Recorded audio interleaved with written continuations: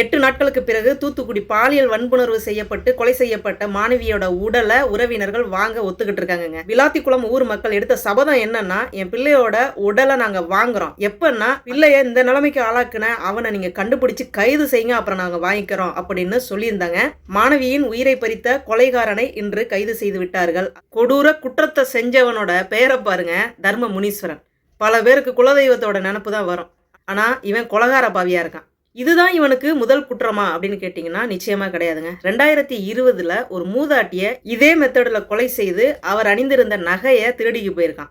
அந்த வழக்கு சம்பந்தமாக தான் தூத்துக்குடிக்கு வந்திருக்கான். இல்லைன்னா ராமநாதபுரம் மாவட்டத்தை சேர்ந்த இவன் ஏன் தூத்துக்குடிக்கு வரணும்? இவன் தான் அந்த குற்றத்தை செஞ்சான் அப்படின்னு எப்படி காவல்துறை கண்டுபிடிச்சாங்க அப்படின்றதையும் சொல்லியிருக்காங்க. கொலை நடந்த இடத்துல இருந்து ஒரு 500 மீட்டர் தூரத்தில் ஒரு பைக் நின்றுருக்கு.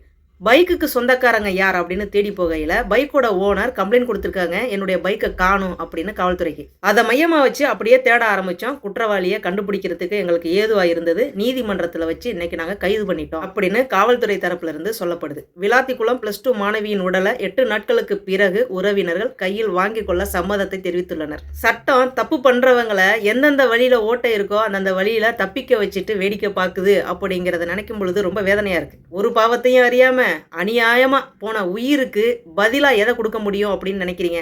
என்னை பொறுத்த மட்டும் இந்த குற்றச்செயலில் ஈடுபட்ட அவனுடைய உயிரை தவிர்த்து வேற எதுவுமே பதிலாகாது அப்படிங்கிறது மட்டும்தான். மீண்டும் அடுத்த ஒரு பதிவில் உங்களை நான் சந்திக்கிறேன். நன்றிங்க.